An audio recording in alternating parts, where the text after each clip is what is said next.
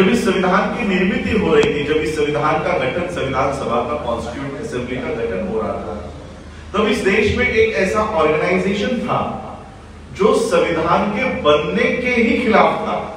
वो संविधान के खिलाफ नहीं था क्योंकि संविधान बना ही नहीं था, वो संविधान के बनने के खिलाफ था। और ऑफिशियली इस देश में उस ऑर्गेनाइजेशन पर, उस संस्था पर बैन लाने तक की नौबत आ गई कि ये वो ऑर्गेनाइजेशन है जो संविधान के कामकाज को होने नहीं दे रही, जो संविधान को बनाने नहीं दे रही। और वो ऑर्गेनाइजेशन था आरएसएस। आरएसएस वो ऑर्गेनाइजेशन था जो संविधान के बनने के खिलाफ था। आज 2022 चल रहा है, 2014 में आरएसएस की ऑफिशियल पॉलिटिकल विंग बीजेपी, जो आरएसएस की ऑफिशियल पॉलिटिकल विंग है, उसी के हाथ में संविधान चला गया। अब आप मुझे बताओ, जो लोग संविधान के बनने के खिलाफ थे, क्या वो संविधान को चलाएंगे? क्या वो संविधान को मानेंगे? तो ये साफ है कि जो लोग संविधान के बनने के ही खिलाफ थे, वो आज संविधान के समर्थक नहीं हो सकते। और इन्हीं लोगों से हमको संविधान को सुरक्षित करना है, संविधान को बचाना है। क्या जितनी बातें हुई मैं उसको रिपीट नहीं करना चाहूंगा। एज ए सेक्रेटरी ऑफ संविधान सुरक्षा आंदोलन, हम लोगों को इस देश के आज जो देश के हालात हैं, ये काम हमारा नहीं है, ये काम ना तो शफी जी का है, ना तो आजमी जी का है, ना तो सुमित रतन जी का है, ना मेरा है। देश के संविधान की रक्षा करने की जिम्मेदारी ना तो इस हॉल में बैठे हुए लोगों की है, ना तो मंच पर बैठे हुए लोगों की है। अगर इस देश का विपक्ष अपनी भूमिका निभा सकता था, तो ये काम हमें अपने हाथ में लेने की कोई जरूरत नहीं थी। लेकिन देश का विपक्ष अगर कमजोर हो, तो देश के लोगों को विपक्ष की भूमिका अदा करनी चाहिए, अदा करनी होगी। इसलिए इस देश का विपक्ष जो संसद में है, वो देश का विपक्ष नहीं है। जो देश के लोग जो सड़कों पर है, ये असली देश का विपक्ष है। और हमें वो विपक्ष की भूमिका निभानी होगी, हमें वो देश की विपक्ष की भूमिका निभानी होगी। विपक्ष का ये काम है कि कोई भी अगर कानून संसद में पास होता है, अगर वो देश के लोगों के खिलाफ है, तो उसका विरोध उन्हें संसद में करना चाहिए। अब आप मुझे बताओ, जब किसान बिल रखा गया, तो क्या किसी भी सांसद ने इसके ऊपर संसद में आवाज उठाई? किसी ने नहीं उठाई। जब सीएए एनआरसी का कानून, जो ये बिल रखा गया, क्या किसी भी पॉलिटिशियन ने जो सत्ता में है, जो संसद के अंदर, पार्लियामेंट के अंदर बैठा हुआ है, क्या उसने आवाज उठाई? जब अगर इस देश के मेंबर ऑफ पार्लियामेंट आवाज नहीं उठा रहे हैं, तो ये हमारा कर्तव्य होता है कि इन कानूनों का विरोध हमें करना है। देखिए, हम लोग शेड्यूल कास्ट के लोग, शेड्यूल ट्राइब के लोग, ओबीसी के लोग, मुस्लिम्स, क्रिश्चियंस आज अच्छे ओहदे पर है, हमारे पास नौकरियां हैं, हमारे पास घर है, सब है। लेकिन जब हमारे खिलाफ कानून बनते हैं, तो हम आवाज नहीं उठा रहे। इस देश के विद्यार्थियों के पास क्या है बताओ? क्या वो नौकरी कर रहा है? नहीं। क्या उसके पास साधन है? नहीं। देश का विद्यार्थी, हमें शर्म आनी चाहिए हम लोगों को, जो सक्षम है, जिनके पास रिसोर्सेस है, हम लोगों को शर्म आनी चाहिए। हमारे खिलाफ कानून बनते हैं तो हम आवाज नहीं उठा रहे हैं। कल परसों के बच्चे जो 17-18 साल के हैं, उनके खिलाफ अग्निपथ नाम का कोई कानून पास होता है, वो सारे देश में उतरकर आंदोलन करते हैं, उस कानून को रिपीट करवाते हैं। देश के नौजवान आज उनके खिलाफ हो रहे आंदोलन, उनके खिलाफ बन रहे कानूनों के खिलाफ आवाज उठा रहे हैं। हम पढ़े लिखे लोग जो अच्छी नौकरी कर रहे हैं, अच्छे घरों में जाकर बैठे हैं, हमारे खिलाफ कानून बन रहे हैं, हम आवाज नहीं उठा रहे। और आवाज उठा भी रहे हैं तो अपने अपने धर्म तक, अपने अपने जाति तक सीमित हो रहा है। मैंने बंते जी से रिक्वेस्ट की थी कि बंते जी आप अपने स्पीचेस में एक तथागत बुद्ध की बात बताते हो, वो आप बात बताइए। लेकिन उन्हें इंस्ट्रक्शन था कि लिमिटेड टाइम है, तो उन्होंने वो स्किप कर दिया। मैं वो बात बताना चाहता हूं। तथागत बुद्ध जब अपने संघ को लेकर, अपने बौद्ध भिक्षुओं को लेकर वो चारिका किया करते थे, चारिका यानी भिक्षाटन किया करते थे, तो ऐसे ही हजारों किलोमीटर उन्होंने सफर किया। अलग अलग गांवों में, अलग अलग प्रांतों में वो गए हैं भिक्षाटन के लिए, प्रचार करने के लिए। उनका धम्म, उन्होंने जो एस्टैब्लिशमेंट किया था, वो टीचिंग्स का प्रचार प्रसार करते करते अनेक गांवों में वो गए। जब एक ऐसे गांव में वो पहुंचे जो पूरा गांव उजड़ चुका था, बंजर हो गया था, तथागत बुद्ध के भिक्षुओं ने देखा कि ये कैसा गांव है। यहां पर घर तो दिखाई दे रहे हैं, लेकिन इंसानियत दिखाई नहीं दे रही, इंसान दिखाई नहीं दे रहे, पेड़ दिखाई नहीं दे रहा, पौधे दिखाई नहीं दे रहे, जानवर दिखाई नहीं दे रहे। ये कैसा उजड़ा हुआ गांव है। उन्होंने सभी भिक्षुओं ने, सभी मॉन्क्स ने तथागत बुद्ध को पूछा कि ये कैसा गांव है, यहाँ पर तो इंसान दिखाई नहीं दे रहे। बुद्ध ने कहा, जाओ जरा सभी घरों में जाकर देख कर आओ कि क्या हुआ है इस गांव में, इस गांव के लोग कहाँ चले गए, जाकर इंक्वायरी करो, जाकर देख कर आओ। तो सभी बौद्ध भिक्षु एक एक घर में गए। घर में जाकर उन्होंने देखा कि घर के लोग घर में ही मरे पड़े हैं, उनके पिंजर उस घर में है। लेकिन उन्होंने एक बात नोट की कि हर एक पिंजर, हर एक हड्डी का ढांचा एक गड्ढे में पड़ा हुआ है। तो वो सारे बौद्ध भिक्षु आकर तथागत बुद्ध के पास आकर उन्होंने जानकारी दी कि ये बुद्ध, सारे घरों में लोग मरे पड़े हैं, उनके पिंजर एक गड्ढे में है। ऐसा क्यों हुआ? ऐसा क्या हुआ इस गांव के ऊपर, इस शहर के ऊपर कि सभी गांव के लोग मर गए और अपने अपने घरों में एक गड्ढे में पड़े हुए? तो तथागत बुद्ध ने सारी जानकारी हासिल करने के बाद कहा कि इस गांव के ऊपर अकाल पड़ा था।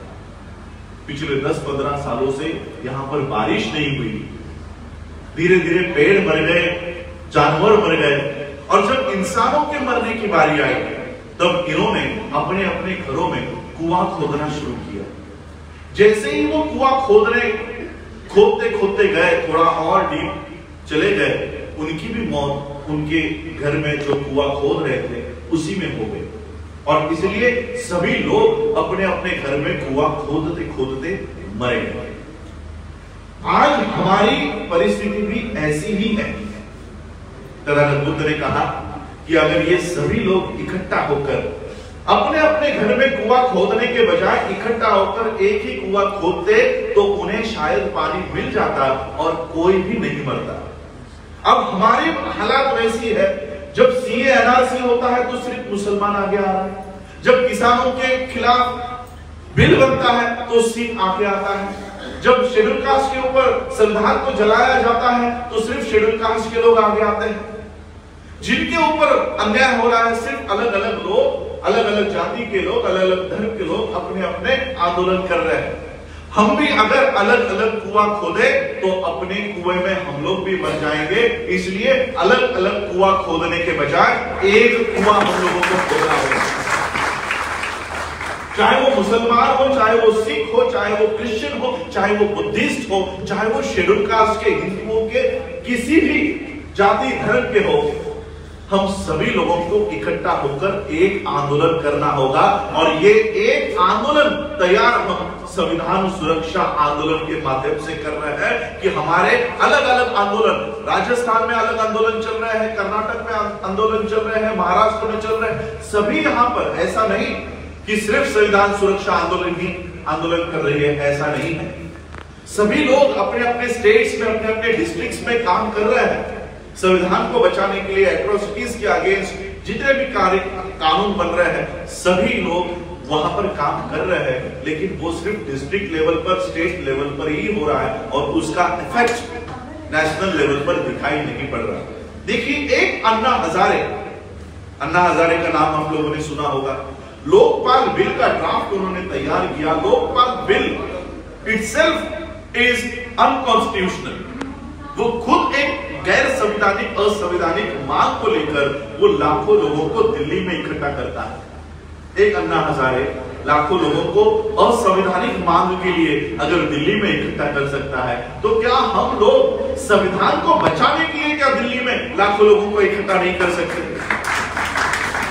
हम लोगों को उन निहत्थे किसानों से सीखना चाहिए, उन निहत्थों विद्यार्थियों से सीखना चाहिए। जब उनके खिलाफ जब कानून बनता है तो वो पूरे संगठित होकर वो लड़ाई लड़ते हैं। फैसिस्ट प्रधानमंत्री को वो पीछे हटने के लिए मजबूर करते हैं। हम लोगों को उनसे सीखना चाहिए। आज इसलिए संविधान सुरक्षा आंदोलन, चाहे वो कर्नाटक के लोग हो, कर्नाटक में भी हमारी कमेटी बनी है, महाराष्ट्र में कमेटी है, अलग अलग राज्यों में संविधान सुरक्षा आंदोलन, सभी ऑर्गेनाइजेशंस का एक ऑर्गेनाइजेशन बनकर इसको नेशनली और इंटरनेशनली ये हम लोग इसको रिप्रेजेंट कर रहे हैं। 9 तारीख को मैंने, आप शायद बहुत लोगों को जानकारी नहीं है, 9 तारीख को ऑस्ट्रेलिया के पार्लियामेंट में इंडिया के डेमोक्रेसी और खासकर सेकुलरिज्म की क्या परिस्थिति है, ये क्वींसलैंड के पार्लियामेंट में भारत की ओर से मैं भारत के संविधान की बातें वहां पर बताने के लिए जा रहा हूं। यानी सिर्फ संविधान सुरक्षा आंदोलन ये भारत तक नहीं, इंटरनेशनली भी हमारी आवाज इंटरनेशनल प्लेटफॉर्म पर, जहां पर लोकतंत्र है, जो लोग डेमोक्रेसी के मानते हैं, वहां तक हम लोग हमारी आवाज संविधान सुरक्षा आंदोलन के माध्यम से पहुंचाने की कोशिश वहां पर कर रहे हैं। देखिए, भारत का संविधान, भारत एक ऐसा देश है जहां पर हर 1 किलोमीटर पर भाषा बदलती है, रहन सहन बदलता है, धर्म बदलता है, हमारा कल्चर हर 1 किलोमीटर पर अलग होगा। लेकिन इतने डाइवर्स नेशन को, इतने 132 करोड़ लोग इस देश में रहते हैं, 132 करोड़ लोगों का ये देश आज भी इकट्ठा है, आज भी एक है, वो केवल इस देश के संविधान की वजह से। इस देश का संविधान 132 करोड़ लोगों को इकट्ठा रखता है। सिर्फ जो लोग संविधान से नफरत करते हैं, संविधान को हटाना चाहते हैं, संविधान को पसंद नहीं करते, वो लोग इन लोगों को आपस में लड़वा रहे हैं, इन लोगों को आपस में लड़ा रहे हैं। और इसलिए हम लोगों को संविधान, देखिए, जब इस देश का संविधान बना, जब इस देश का संविधान बाबा साहब अम्बेडकर जी ने देश को सुपुर्द किया, देश को दिया, तब बाबा साहब ने एक बात कही कि ये देश का संविधान कितना ही अच्छा क्यों ना हो, कितना ही बढ़िया क्यों ना हो, इसको चलाने वाले लोग अगर गलत है तो संविधान आपके किसी काम का नहीं होगा। संविधान अगर कमजोर है लेकिन उसको चलाने वाले लोग अगर अच्छे हैं तो संविधान अंतिम में अच्छा साबित होगा। बाबा साहब अम्बेडकर जी ने इस बात को पहचाना था कि संविधान अच्छा हो या बुरा हो, उसको चलाने वाले हाथ अगर गलत है तो संविधान किसी काम का नहीं होगा। और आज ऐसे लोग पार्लियामेंट में हैं जो संविधान को पूरी तरह से हटाना चाहते हैं, और इसलिए हम लोगों को संविधान की रक्षा करने के लिए आगे आना होगा और संगठित रूप से आना होगा। संगठित रूप से, अगर संगठित नहीं है, संगठन आपका नहीं है, तो उस आंदोलन को कोई अर्थ नहीं होगा। बंदे जी मुझे कह रहे थे कि आप लोगों ने अगर मुझे पहले बताया होता कि आप लोग मीटिंग करना यहाँ पर करना चाहते हो, कार्यक्रम करना चाहते हो, तो यहाँ पर हजारों लोग मैं इनवाइट कर सकता था। उतना उनका काम है। पिछले 15 साल से यूपी के हर जिले में, हर तहसील में बंदे जी ने चारिका की है, हर गांव में वहां पर गए। अगर वो अनाउंस करें कि हमारे यहाँ पर मीटिंग है, लाखों की मीटिंग से उन्होंने मेरी शेड्यूल कास्ट के लोगों ने कराई है, लेकिन हम लोग यहाँ पर श्रोताओं को ढूंढने नहीं आए। हमें श्रोता नहीं चाहिए, श्रोता सुनकर अपने अपने घर में जाकर बैठ जाएगा। हम यहाँ पर संविधान को बचाने के कार्यकर्ता निर्माण करने के लिए आए हैं। हमको श्रोता अगर चाहिए होते तो लाखों लोगों की भीड़ हम लोग यहाँ पर इकट्ठा कर सकते थे, या आजमी साहब का नाम अगर डिक्लेयर कर दिया तो लाखों मुस्लिम यहाँ पर इकट्ठा हो सकते हैं। लेकिन हमें भीड़ नहीं चाहिए, हमें वो पहरेदार चाहिए जो संविधान की रक्षा कर सके। वो पहरेदार हम लोग ढूंढने आए हैं, क्योंकि आज अगर हमने संविधान को नहीं बचाया तो ये हमारे घर तक आ पहुंचेंगे और आ रहे हैं। लखनऊ उत्तर प्रदेश हमारे लिए एग्जाम्पल है कि अगर हमने आने वाले दिनों में संविधान को नहीं बचाया तो योगी का बुलडोजर महाराष्ट्र में भी घूमेगा, कर्नाटक में भी घूमेगा, गुजरात में भी घूमेगा, पूरे देश में ये बुलडोजर घुमाएंगे और शेड्यूल कास्ट के, शेड्यूल ट्राइब्स के, ओबीसी के हर एक घर को मैं तो इतना कहता हूं कि जो ब्राह्मणवाद के खिलाफ है वो उसके घर को भी तबाह करेंगे। इतने ये लोग फैसिस्ट लोग ताकत में आए। और संविधान सुरक्षा आंदोलन उस ब्राह्मण का भी संगठन है जो इस देश के संविधान को मानता है। ये किसी जाति का, किसी धर्म विशेष का संगठन नहीं है। इस देश का जब संविधान लिखा गया तब ये देश का संविधान किसे अर्पण किया जाए, किसके लिए है, इसके ऊपर बहस चल रही थी। प्रियम्बल के ऊपर 17 दिन तक बहस चली कि इस देश का संविधान का प्रियम्बल क्या होना चाहिए, इस देश का संविधान किन के लिए होना चाहिए। और इस देश का संविधान का प्रियम्बल शुरुआत में ही कहता है, इस देश का प्रियम्बल जीसस के लिए नहीं है, पैगंबर के लिए नहीं है, बुद्ध के लिए नहीं है, राम के लिए नहीं है। इस देश का प्रियम्बल कहता है we the people of India, हम भारत के लोग। इसलिए बाबा साहब ने कहा कि हम पहले मुसलमान हैं, हिंदू है, क्रिश्चियन है, बुद्धिस्ट है, पारसी है, सिख है। ये भावना आप लोगों में मत जगाओ। हम पहले भारतीय हैं और अंतिमता भी भारतीय है, ये भावना हम लोगों में होनी चाहिए। आज जब सीए बनता है, एनआरसी बनता है, यूएपीए बनता है, किसान बिल बनता है, अग्निपथ बनता है, तब ये हमें किसी धर्म विशेष के लोगों के लिए बना है, ये भावना नहीं होनी चाहिए। ये भारतीयों के लिए घातक है, हर इंडियन के खिलाफ है। ये भावना लोगों में हमको जागृत करनी होगी।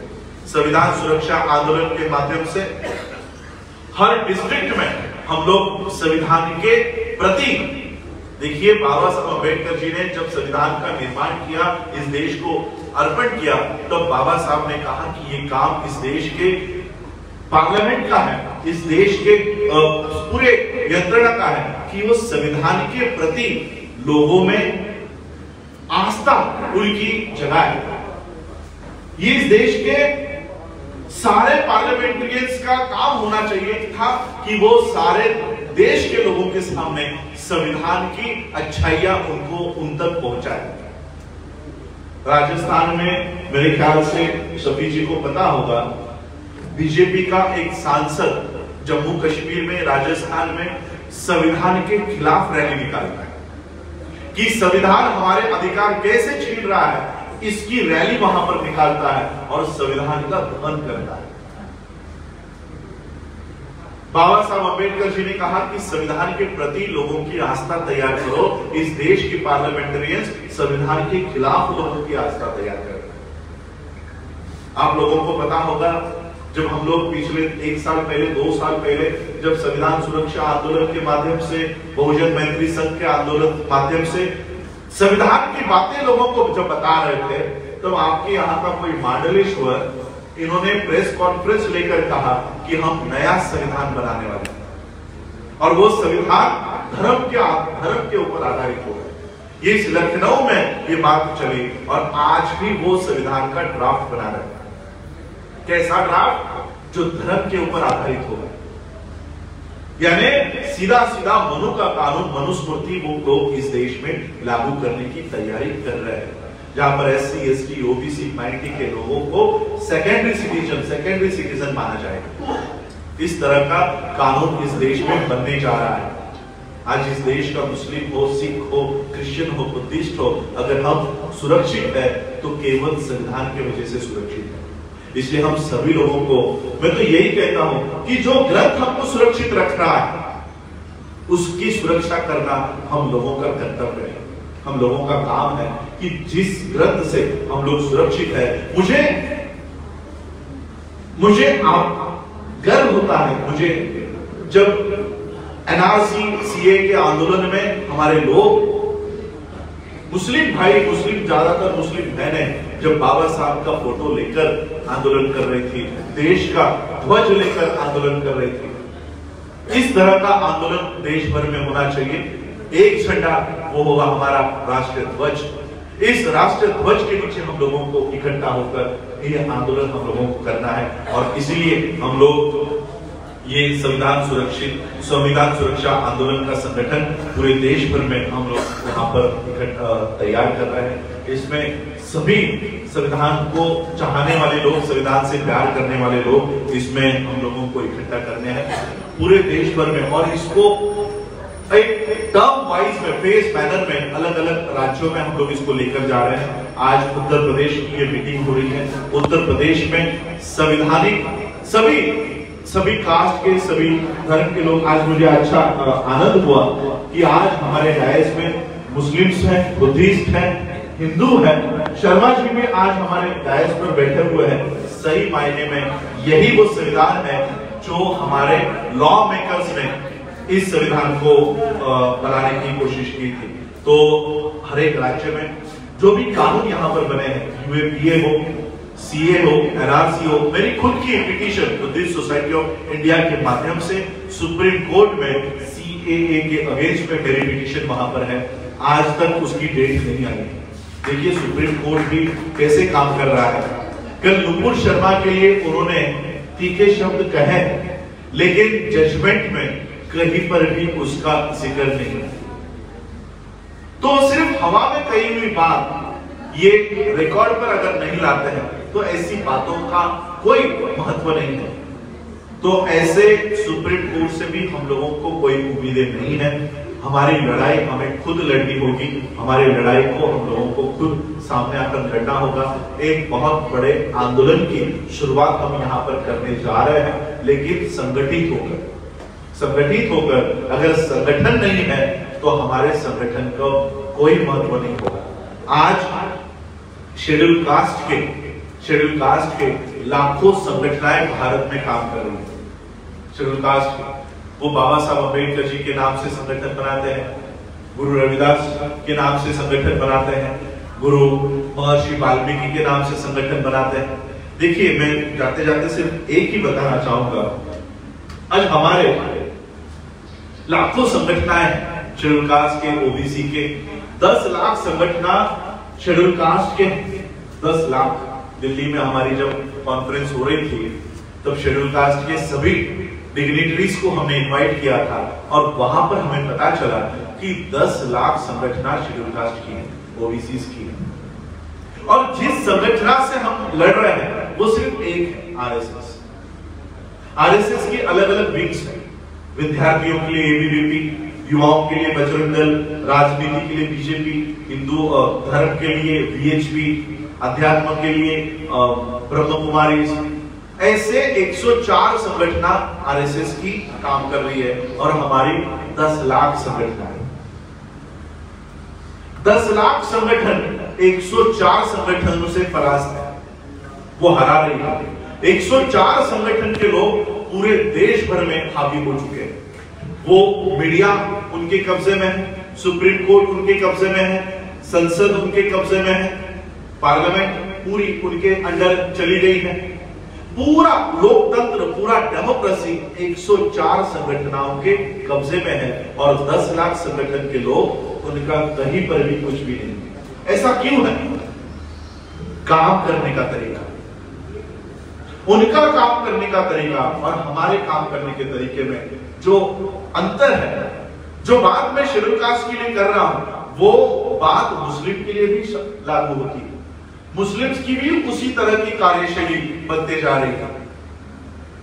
शेड्यूल कास्ट के लोग जिस तरह से बिखरे हुए हैं, आज मुस्लिम्स में भी उस तरह का बिखराव शुरू हो गया है। अलग अलग संगठनों में बिखरे हुए हम सभी समाज के लोग, जो 104 संगठन के लोग हैं वो कैसे काम करते हैं। देखो 2014 में जब पार्लियामेंट की इलेक्शंस लगने वाली थी, आप लोगों को हल्का हल्का याद होगा, आप लोग बताइए, नरेंद्र मोदी से पहले बीजेपी की ओर से प्रधानमंत्री पद का उम्मीदवार कौन था? पीएम कैंडिडेट जिसके माध्यम से रथ यात्राएं पूरे भारत में हो रही थी, Lal Krishna Advani. Lal Krishna Advani was the prime ministerial candidate of BJP officially. He was the PM candidate. लेकिन जब आरएसएस को लगा कि एलके आडवाणी के फेस से हमें उतना फायदा नहीं होगा जितना ओबीसी का नेतृत्व हम अगर लाकर रख दें, तो उन्होंने गुजरात से नरेंद्र मोदी को इंपोर्ट किया और पूरे देश भर के लीडरशिप को उन्होंने पीछे करके पीएम नरेंद्र मोदी को पीएम कैंडिडेट घोषित किया। उससे पहले नरेंद्र मोदी राष्ट्रीय फेस नहीं थे, वो सिर्फ एक राज्य के लीडर थे, राज्य के सीएम थे। उससे पहले वो राष्ट्रीय लेवल पे काम नहीं कर रहे थे। लेकिन जब उनको पीएम कैंडिडेट घोषित किया, उस दिन से लेकर आज तक एलके आडवाणी ने आरएसएस के अगेंस्ट में जाकर एक भी बयान नहीं दिया, कभी प्रेस कॉन्फ्रेंस नहीं ली, ना ही उन्होंने BJP L K Advani bracket L K Advani found की, फॉर्म की।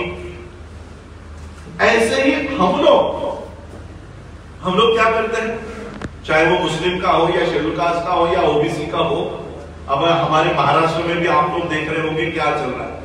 हमें एक छोटा सा पद भी अगर नहीं मिलता तो हम क्या करते हैं, वो ऑर्गेनाइजेशन छोड़ते हैं और नया ऑर्गेनाइजेशन बनाते हैं। और काम क्या करते हैं, जिस ऑर्गेनाइजेशन से हम बाहर आए हैं बस उसी को गाली देने का काम करते हैं। इसने ऐसा किया, उसने वैसा किया। 104 संगठन के लोग, उनकी विचारधारा क्या है, मनुस्मृति। मनु क्या कहता है, देश के लोगों का विभाजन ब्राह्मण, क्षत्रिय, वैश्य और शूद्र, इन लोगों में इनका विभाजन है। इसमें और एक वर्ण है, वो है देश की महिला।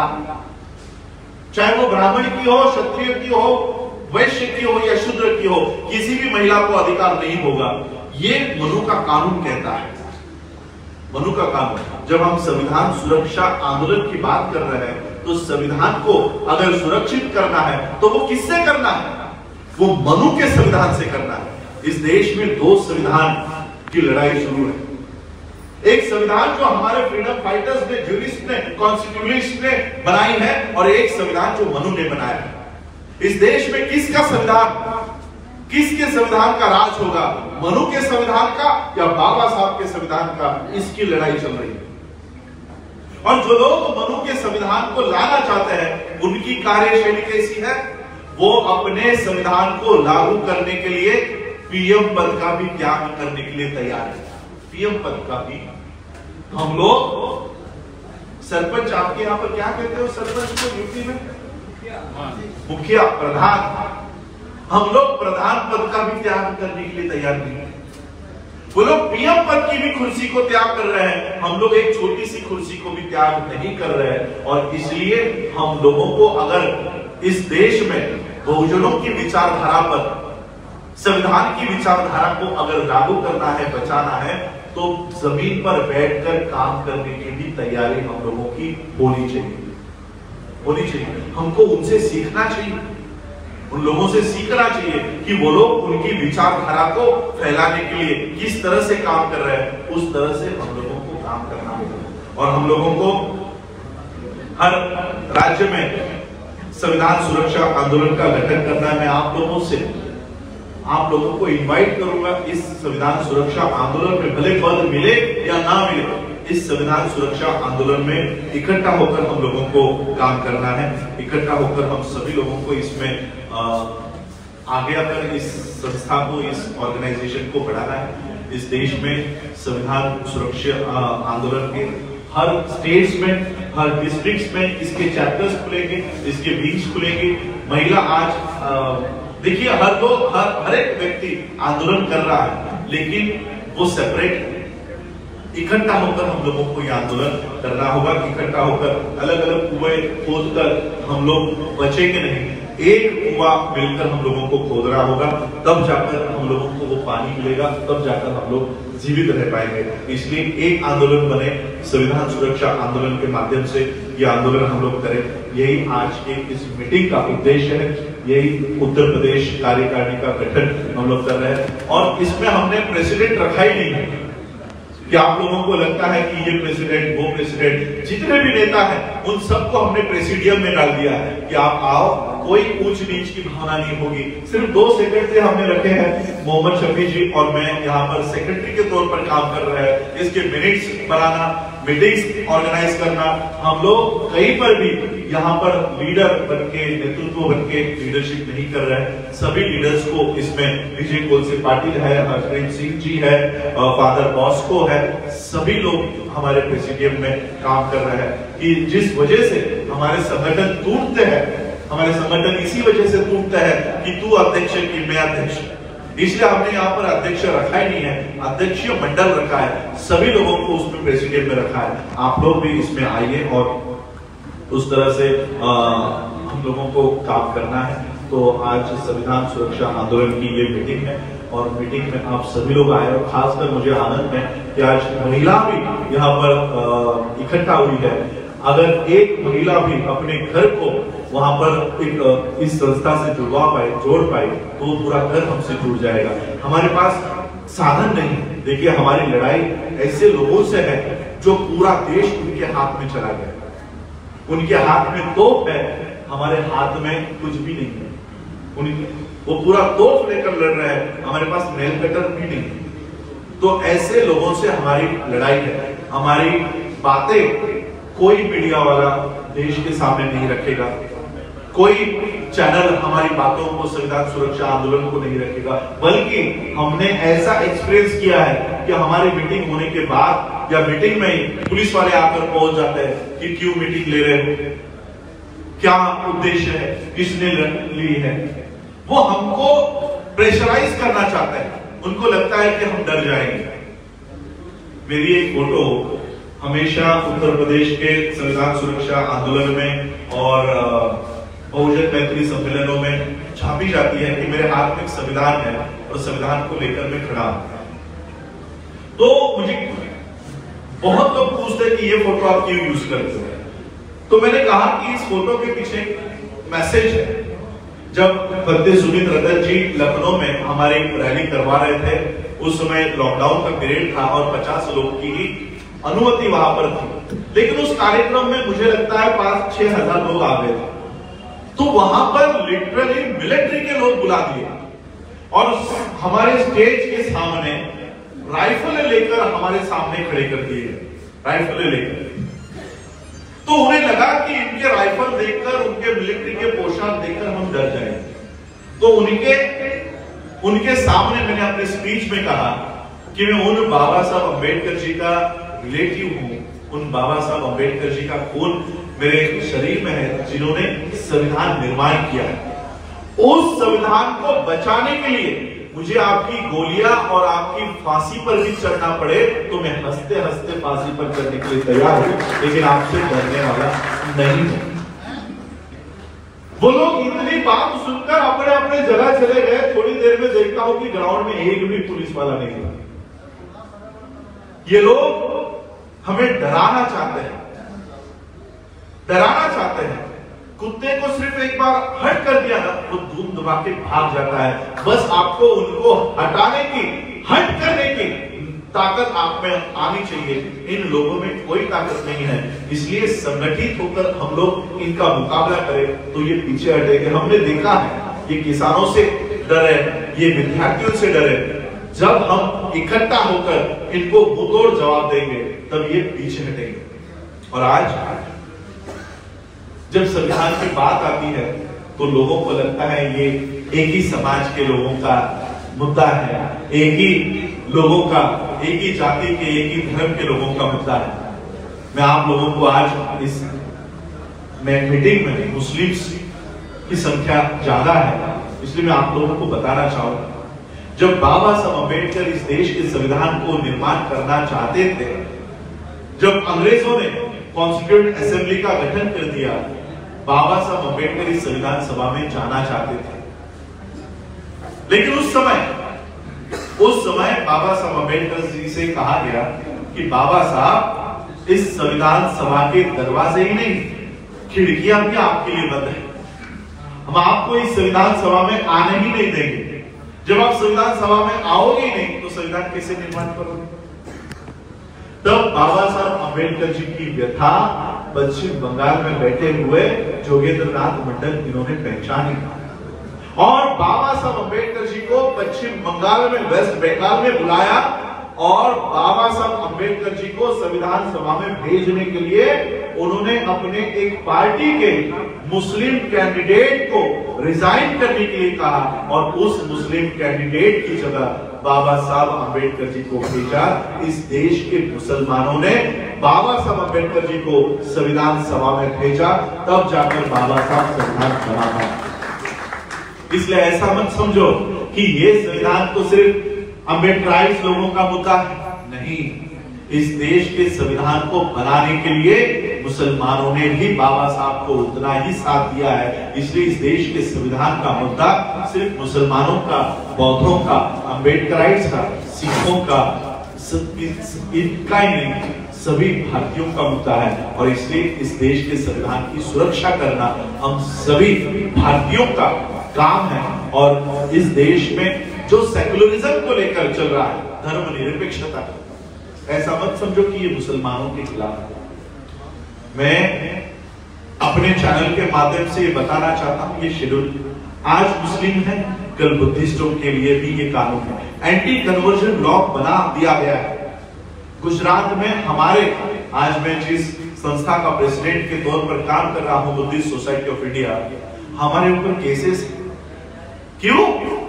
तो सिर्फ बुद्धिस्ट बौद्ध धर्म की दीक्षा हमारे शेड्यूल कास्ट के लोगों को हमने दी, इसलिए गुजरात में हमारे ऊपर एफआईआर है। ये गुजरात का एफआईआर पूरे देश भर में होगा अगर हमने एंटी कन्वर्जन लॉ को हटाया नहीं तो। आज एंटी कन्वर्जन लॉ आपके यहाँ पर शायद से उन्होंने लव जिहाद का कुछ नाम दे दिया है। लव जिहाद का मतलब क्या है? यानी हिंदू धर्म के अलावा किसी धर्म की, किसी भी धर्म की यहाँ पर दीक्षा नहीं होगी।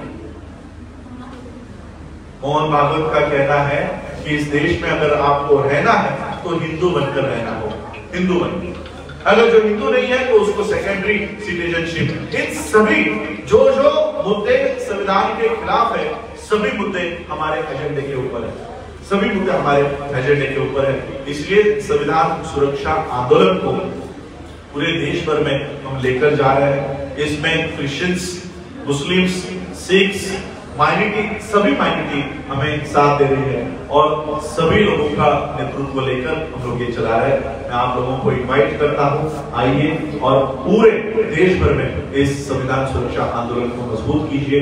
इतना ही मैं आज प्रसंग में कहता हूं और अपनी वाणी को विराम देता हूं। आप सभी लोगों ने मुझे सुना, उसके लिए आप लोगों का जय हिंद। अगर आप चाहते हैं गरीब हर वंचित इंसान की आवाज आप तक पहुंचे तो हमारे चैनल को सब्सक्राइब करें और बेल आइकन का बटन दबाना ना भूलें। देखते रहिए बहुजन हलचल न्यूज।